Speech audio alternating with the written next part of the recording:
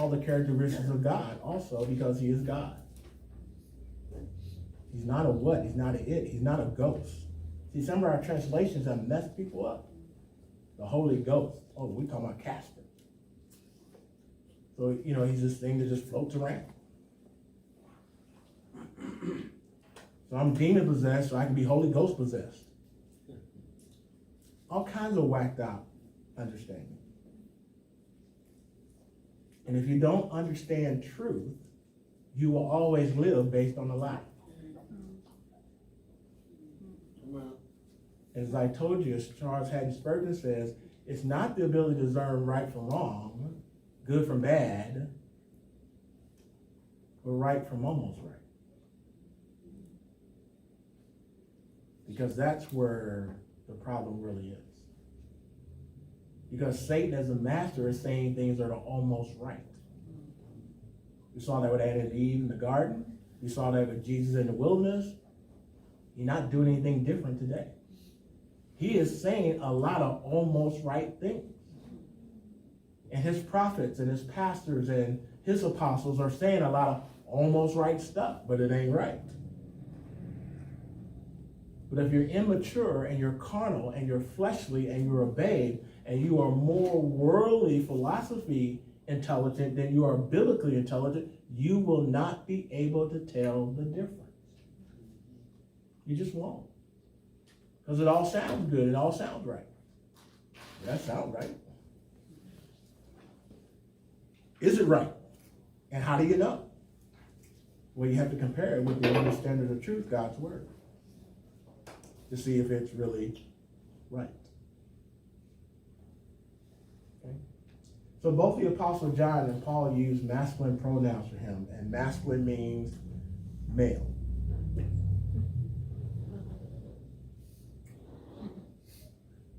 When it's used in the feminine, it uses feminine pronouns. When it's neuter, meaning it doesn't have male or masculine or feminine type of characteristics, it's neuter. This is why understanding the Greek language and Hebrew language is so important. Because it helps you rightly divide the word of truth. So when we read about the Holy Spirit, which we don't have a lot of information on him, Jesus is doctrinally speaking, Jesus really in chapter 14 of John and 15 and 16 John really gives the most information about the work and person of the Holy Spirit. We need to pay attention to these pronouns. So if you'll turn with me to John 15 in your Bibles.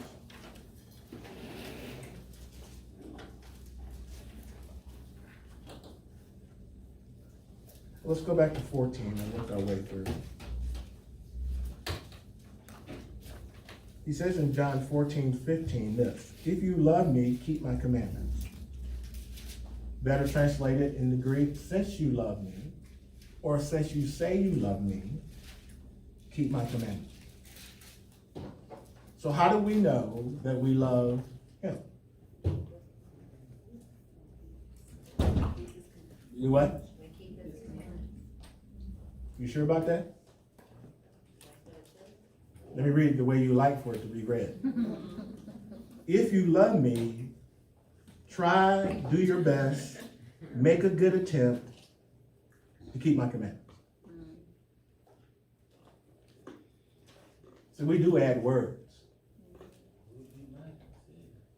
It would be nice if it said that, but it don't say that. It's no different than when you tell your children to do something, do your best, try to do what I just told you. Now you leave it up to them to decide whether they're going to do it or not, right? But if you give them a direct commandment, it's not optional. And this is one thing I learned about raising children. Sometimes they're a reflection of your relationship with God. Sometimes God has them the way that they are so that you can know how he feels when you act the way you do.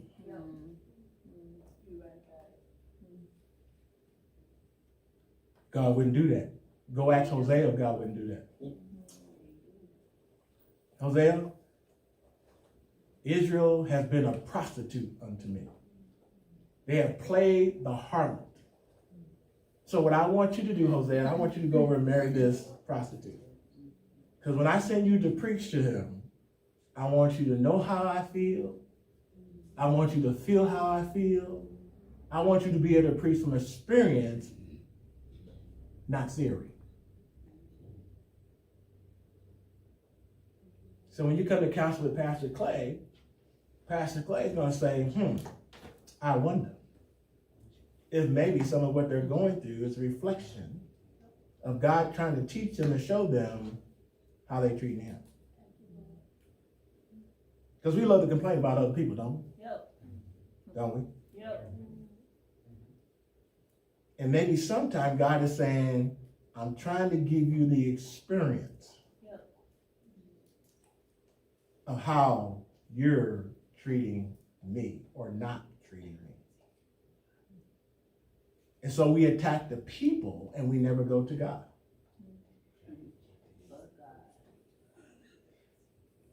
So we separate ourselves from those people, and God says, that's what you want me to do with you when you act that way?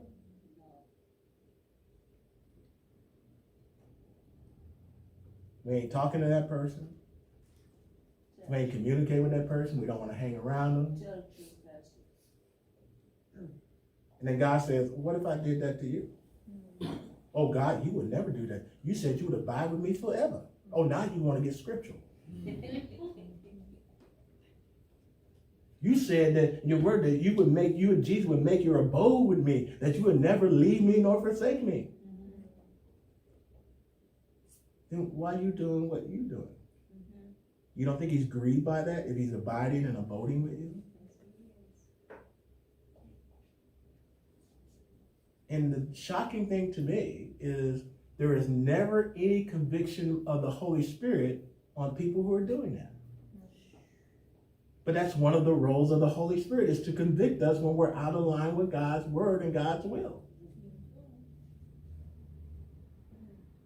You should not, I should not, always need somebody to come to me and tell me I'm out of line. The Holy Spirit should already took you there. And will. And do.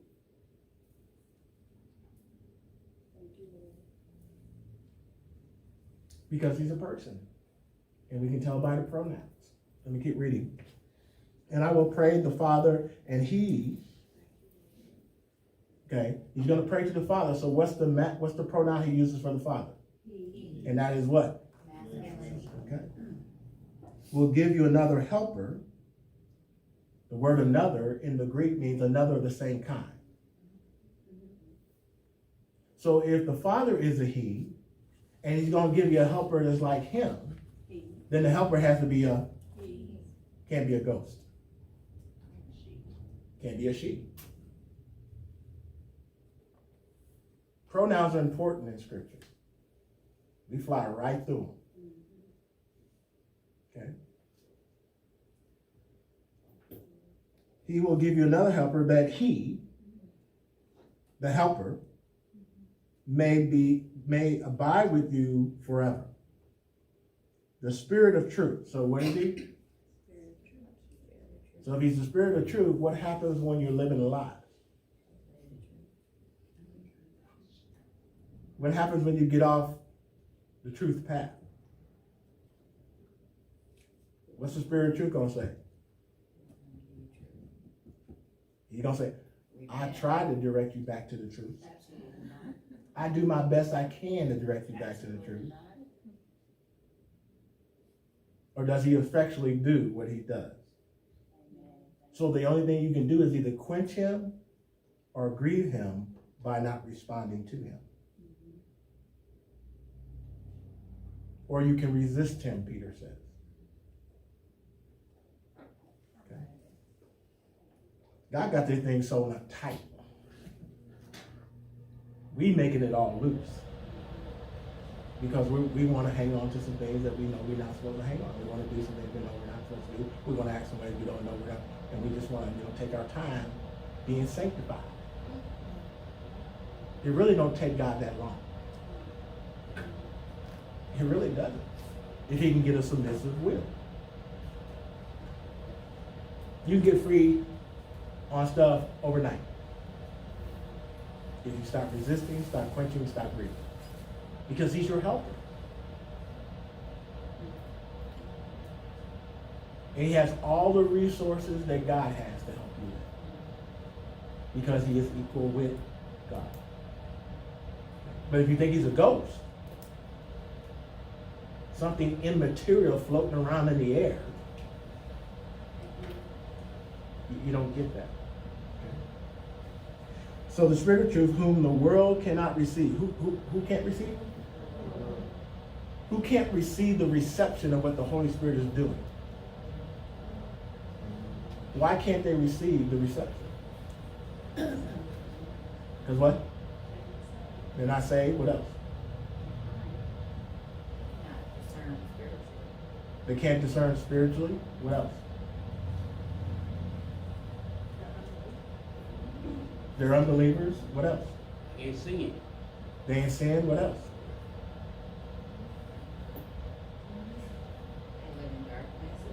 They live in darkness. What else?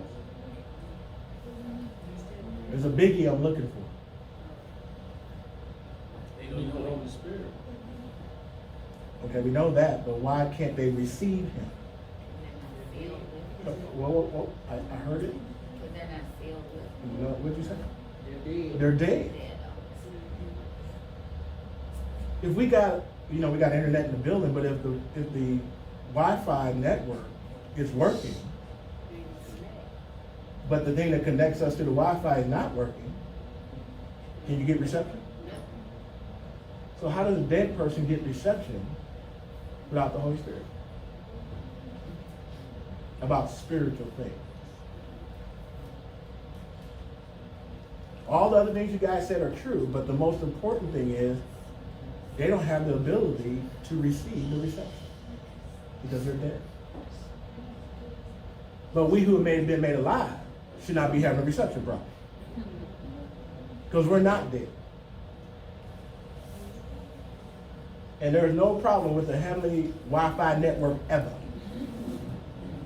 It never has an outage. It never goes down.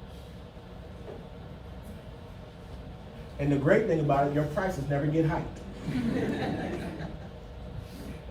There's a one-time payment by Jesus Christ. You never have to worry about a price hike. And you have access to everything that's available. But it's not automatic. All right? Let's go to chapter 15.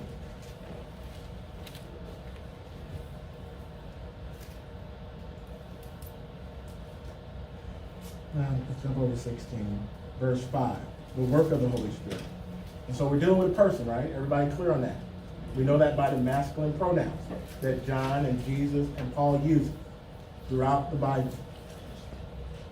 But now I go away to him who sent me, and none of you ask me, where are you going? But because I have said these things to you, sorrow has filled your heart. Nevertheless, I tell you the truth. It is to your advantage that I go away. For if I do not go away, the Helper will not come to you. But if I depart, I will send him, masculine pronoun, to you. So we're dealing with masculine pronouns means we're dealing with what? A person. And when he has come, he will convict the world of sin and of righteousness and of judgment.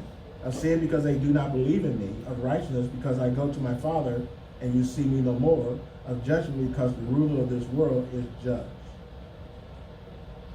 I still have many things to say to you. And this specifically he's talking to the disciples, I believe, at this point in time.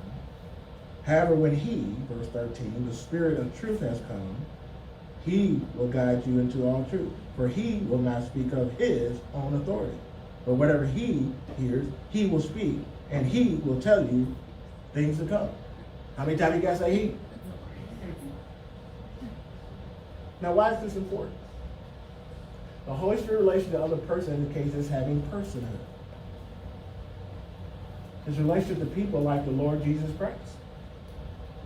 He is the replacement of Jesus Christ. Everything that Jesus was to them in human form, the Holy Spirit will be to us as the Holy Spirit.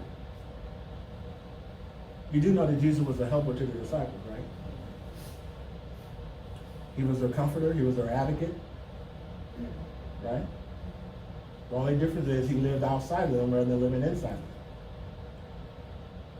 So the Holy Spirit is just as much of Jesus to you as Jesus was to them. But there are some differences. Jesus is limited by his human location. The Holy Spirit can be in each of us and go with each of us because he's not limited by a human body. But he is equal to Jesus as the Son of God. Okay? He is just as powerful as Jesus is, as God.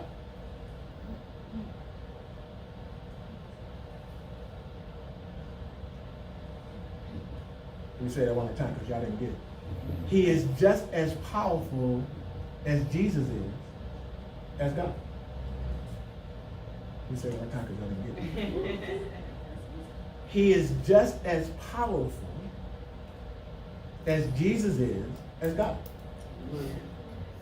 So what we saw Jesus pull off in his humanity because of the Holy Spirit's work with him as God, we have that same power available to us. Now tell me what you can't do that God wants done. See, we started the series off and first, you no longer have an ability problem. So stop coming up with all that human stuff and ain't nobody perfect and you got weakness and you got flaws, but that's why you got a helper. The question is, will you let the helper be your helper? Or will you give more authority? Will I give more authority to my humanness than I do to my helper? We spend so much time talking about our humanness and very little time talking about the helper. And then wonder why we jacked up. You're spending too much time on the wrong subject. The helper was sent to help you with your humanness or because of your humanness. But we talk more about the strength of how strong our flesh is, like he's impotent. Like your flesh is stronger than he is. I know I'm just talking about me, so I don't get in trouble by just talking about me. Because as a man thinketh, see, if we ain't thinking right, how do you expect to live right? If I'm giving more authority to that which Paul says in Romans chapter 6 has been made inoperative, like it still has authority, and I'm not giving the authority to the one who has authority, who has come alongside of me to help me, to comfort me, to be my advocate, and all the things of the roles that the Holy Spirit plays, is it any wonder I look like I'm broke? Spiritually? Is it any wonder that I end up shipwrecked in my faith? Because I got more faith in my humanness than I do in the helper.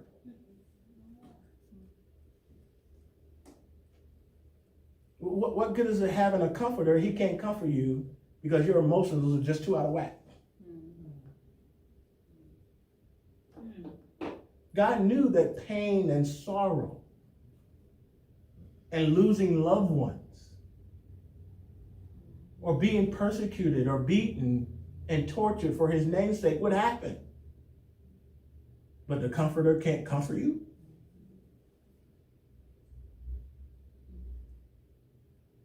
He can't lift you up out of that. You don't have to be depressed. You want to be depressed. You don't have to have anxiety that rules you. You want to be anxious. Because the role of the comforter is to comfort you out of all that. But you have to be willing to be comforted by what he will comfort you with. That part. That Because he may not always deliver you out of the situation. Amen. But like Jesus in the Old Testament, in one of his visible manifestations, he might join you in the fiery furnace, not remove you from it. But we don't want him to join us in our sorrow. We don't want him to join us in our problem. We want out.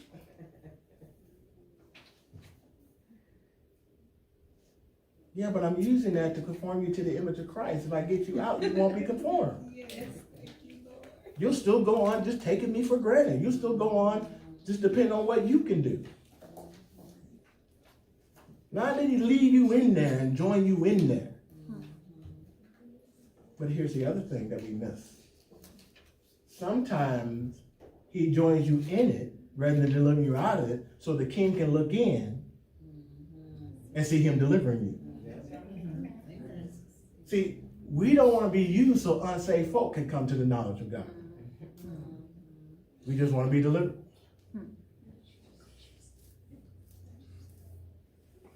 If you read Daniel, the king looked in. He didn't really want to throw him in the furnace, but he got to stay with the law. People watching. And he looks in and he sees something. Didn't we throw 3 in? I mean, I know I'm the king, but I can count. 1, 2, 3. We threw 3 in. But I see a 4th. And he looks like, now where did he get that from? The son of God. Where did he get that from? You say, Pastor, exactly. No. Read the text.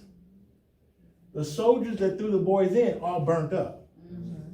Who cooled the fire down enough for the king to look in when everybody else burnt up? See, we read, but we don't read. Jesus. The soldiers who threw them in all burnt up. Which means that furnace was what? Hot. It wasn't days before the king looked in. It was moments. Who cooled it down enough for the king to look in so that he could have a witness? See, sometimes God doesn't deliver us because it's not really about you. It's about the people who are watching you. Yes. But he will join you. He will enable you. He will gird you up. He will comfort you. He will provide an advocate for you who will defend you and all these things the Holy Spirit does. But he's also trying to save those who are not saved. But we don't want to be used like that. And the sad news I have for you this evening, God ain't taking a vote. It's all about his sovereign will, what he has planned, what he's trying to do. I wish you could just tell God, not me, and he'd leave you alone, but it don't work that way. If he's chosen you for that particular moment, for that particular time, to be a witness to that particular person, it's you. Now, you can do Jonah. Get on your boat to Tarsus and get in your car and go the opposite direction. But God's got a way because he's sovereign. Well, he can use somebody else. He might, and he might not. But if he's determined that you're the one he's going to use, you will end up in Nineveh eventually. You will end up where he wants you to be eventually. Now, the journey there may not be pleasant. Because he controls everything. He controls the whale. How did the whale know where the ship was at that time? And how did he know where to spit Jonah out? We read these stories and we miss God. Because they're just Sunday school children's stories. You're not really learning about God, and the key character is God, not the people in the story. We're so into the characters, we miss God. Rahab and the spies. This is all the Holy Spirit and God working. Why they go to a harlot's house? Out of all the houses they could have went to hide in. Because God says, Rahab, I've chosen you to be the line in which my son comes into the world. She ain't even a Jew.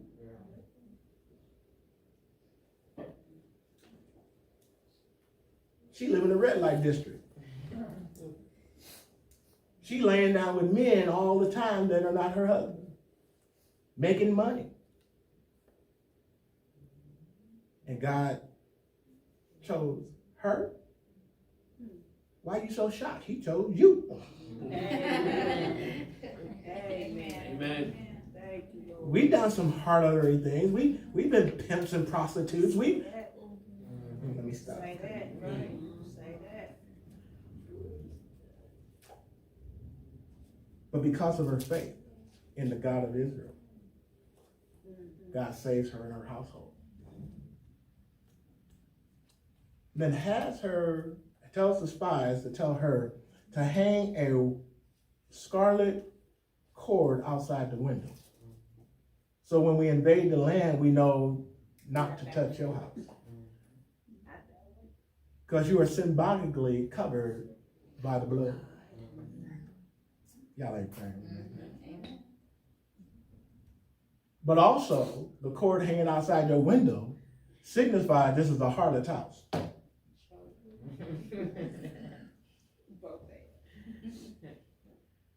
Don't tell me God ain't got a sense of humor. And it'd be one thing to save her, then you're going to put her in the line of Jesus?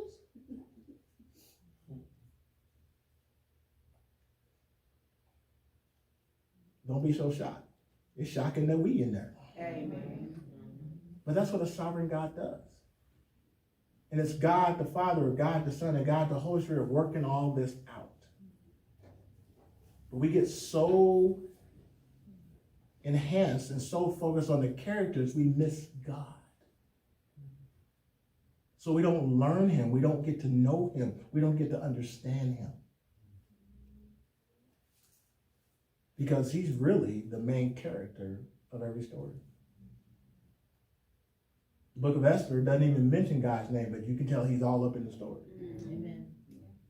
Because he's the sovereign God, whether you mention his name or not. He's running everything. Okay? And the Holy Spirit is working out his will in everything. His relationship to the gospel believers show that he is a person. He's not a force. He's not an it. This is not Star Wars. And that's why I say it's about a relationship when it comes to people or persons. It's not power hunting. That's the problem with some of these other denominations. All they want is power. And you don't get power if you don't have a relationship with the person. So it's about a relationship with a person, not about power first. Now, he is a powerful person, like Jesus was a powerful person because they are God. Like the Father is a powerful person because he is God. But it's about relationship first. And that's why you don't want to do anything to hinder and quench and resist the relationship. Or there is no access to all that the Holy Spirit was sent to be to us. Okay. Any questions so far? All right. Is that it? Yep. All right. Let's look at some other scriptures I have in my notes that were in the PowerPoint. And then some of this won't mean anything to you because you don't know the Greek language, but I'll point it out to you. A masculine demonstrative or demonstrative pronoun occurs in John 15. That's why I emphasize when I read, and it's important how you read the scriptures. That's why I punched the he, because it's a demonstrative, demonstrative Greek word. It's supposed to have a punch to it because it's emphasizing something, the personhood of the Spirit. And that's in John 15:26. He, Greek, that one can also mean translated that one. In John 16:13-14, it's a masculine relative pronoun. Is used in Ephesians 1:14. Turn with me to Ephesians 1:14. Ephesians 1:14.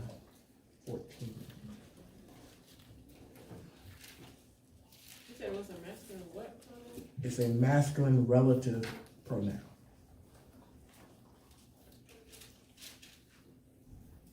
It's used in Ephesians 1:14 in the King James Version. I have the New King James here. And it basically means who. Who. Okay? So I'll try to read it that way. It's not translated in the New King James that way, but it is in the King James. Well, it's translated in my New King James. It says, who is the guarantee of our inheritance? So a spirit or a force is not a who. A person is a who. So you get this even in if you understand the Greek language and the pronouns, that it's got to be talking about someone who has personhood. It's not a ghost, it's not a spirit, it's not immaterial. It's person, okay? There's also a masculine personal pronoun in John 16:7. Him is normally how that's translated. Okay? And I don't expect you to remember all the Greek. I'm just trying to show you how the Greek language helps you to come up with these definitions, help you to come up with this understanding. That we're not just pulling it out the air. Okay? You don't have to know Greek, but I have to know and understand Greek to communicate God's word properly. And so we find here in Ephesians 1:14, go back to verse 13, in him you also trusted after you heard the word of truth, the gospel of your salvation, with whom also having believed, you are sealed with the Holy Spirit of promise. So it's a personal pronoun for Christ, but now the work is picked up by the Holy Spirit, who has sealed you as a promise, who is the guarantee of our inheritance until the redemption of the purchased possession to the praise of his glory.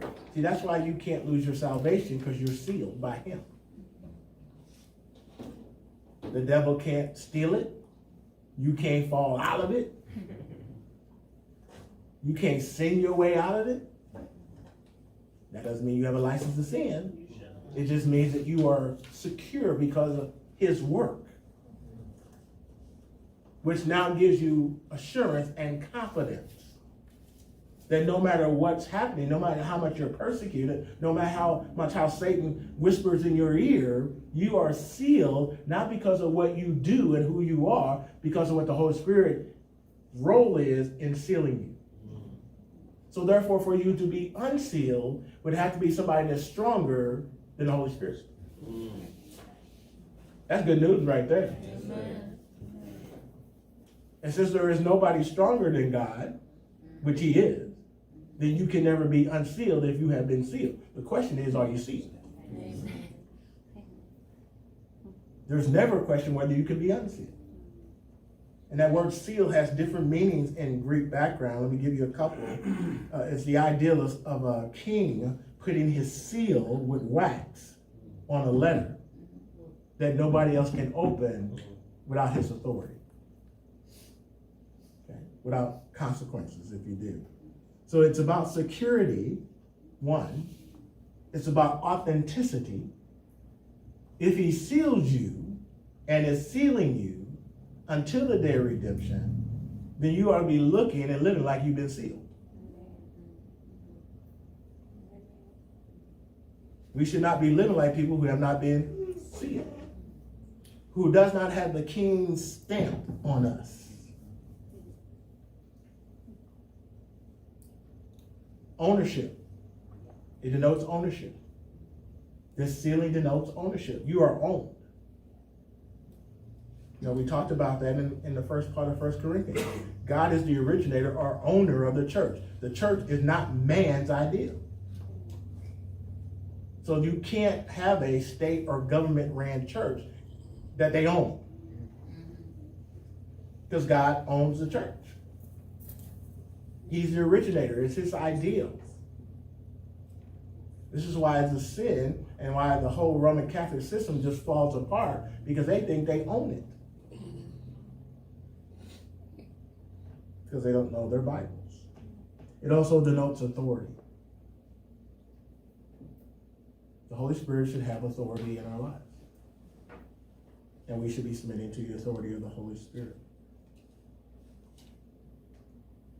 John 15:26 says, but when the Comforter is come, whom I will send unto the Father to you from the Father, even the Spirit of truth, which proceedeth from the Father, he shall testify me. The Holy Spirit is a gift from the Father. So you can't work up the Holy Spirit. That's the problem with tongue talkers and tongue trainers. They're trying to train you to speak in tongues. It's a gift from God. You don't work it up. You don't earn it. It's a free gift given to you at the point of salvation. Now, the Holy Spirit is doing a whole lot of work before you get saved. But him coming to indwell you and enable you and empower you and encourage you and to comfort you, that's all his work. And that's a gift from God the Father. Because you belong to him. The Holy Spirit's relation to other persons indicated as having pre-personhood. We saw that here. His relation to people like the Lord Jesus Christ, John 16:4. But these things I have told you, that when the time comes, you may remember I told you of them. And these things I did not say to you at the beginning because I was with you. See, they didn't need the Holy Spirit indwelling them at that time because Jesus was with them. But when the Bible says, when Jesus says, I will not leave you as orphans, he's talking about the role that the Holy Spirit will play in their life in being to them what he was to them in human form. Because I'm going away to a place you can't come to right now. But we'll see you over there later. But in the meantime and in between time, I'm going to send you someone who is just like me. And will be all that I've been to you after I leave you. And he's that for every believer since the death, burial, and resurrection of Jesus Christ. Since the day of Pentecost. But you may not sense that if you're grieving him, quenching him, and resisting him. It's a sad thing to have all this available and not experience. And far too many people in churches have this because they're legitimately saved, but they're not experiencing it because they are not keeping his commandments. Which means they're grieving, quenching, and resisting. And I mean without an attitude of repentance. Okay? It's not that the hindrance comes when we have a lifestyle of unrepentant sin. If you confess your sin, he is faithful and just to forgive your sin and declares you all right. And now the nearness is now revived. But when you don't confess and repent, it's like you've drifted from the dock. And he's seen far away, but he never moves.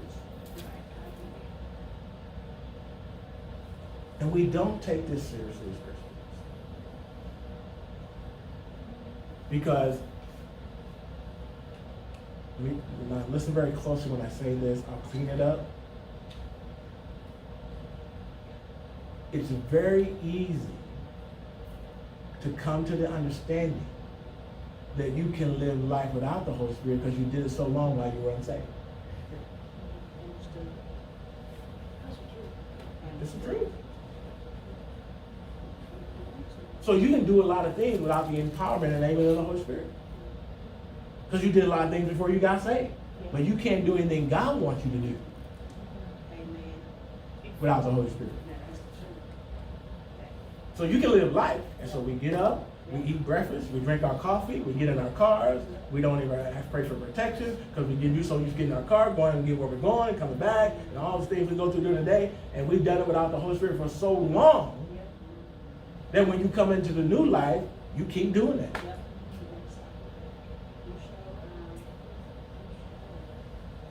And so we really don't know what it is to walk in the sphere and power and presence of the Holy Spirit. Because we've been doing normal, everyday stuff without him for so long, we don't know what it is to do supernatural stuff with him. Amen. Anybody feel with me besides me? Amen. You have got to learn the life that you lived before is not the same as the life that you can live after. So I can no longer just get up and not acknowledge the role of the Spirit and my need for the Spirit and the necessity of the Spirit Yeah. like I did before I didn't have him. Amen. Now I'm totally dependent. I'm like a baby. I can't do anything unless he helps me. Yes, sir. If the way you just put that was yours, brother, you need to trademark that. I just came up with that. Yes, Yeah, sir. you need to put yours on that one. I just came up with it. Yes. But it's because I understand. I just don't know the scriptures. I understand them. So God just gives you those things because you understand what it means, and he gives you the illustrations to communicate it with you. I don't just come up with this stuff. I did not think about that before I said it. It just came out. But we've lived so long. Without him, we don't know what it is to live with him. Because you do no more everyday activities now, just like you did before you even got saved. You go to the coffee maker, you make coffee. You didn't give thanks before. You ain't giving thanks now.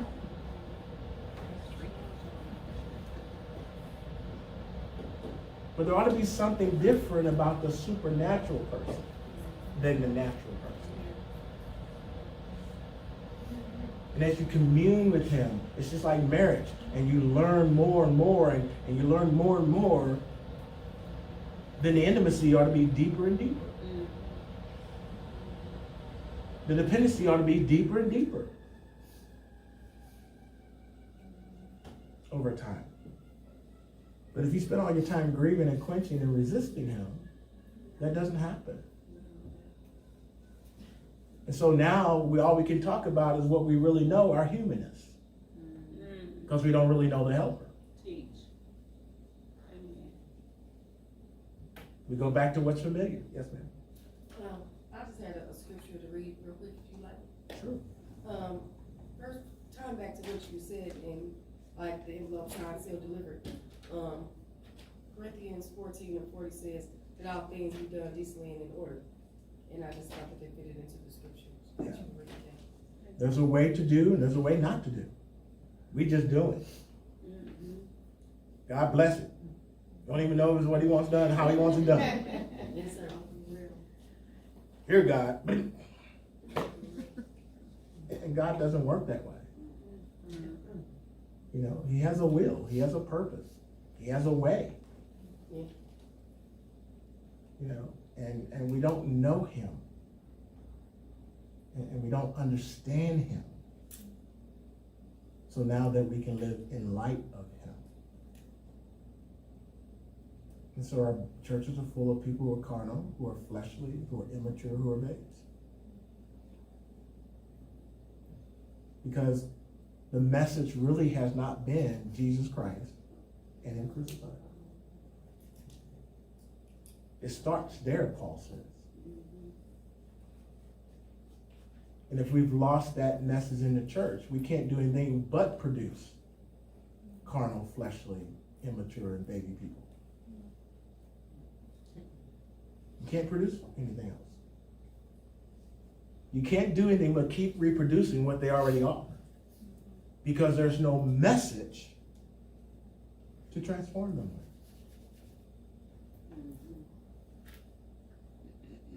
That's what Paul's getting in 1 Corinthians. The message. The point of the message is everything. There's only one message, there's only one point. Jesus and him crucified. Paul said, I determined to know nothing else among you. Because that's what brings faith in that message, that person that the message is about, is the only thing that can change life. Make a dead man live, raise a dead woman, a dead man from the grave. Make the blind to see. The spiritually lame to walk right. break the bondage of sin in a person's life. That message, that person. It's the only message. And if you leave that, then it's human philosophy. It's human speculation. It's I think, I feel, I want, I need. And that won't change anybody.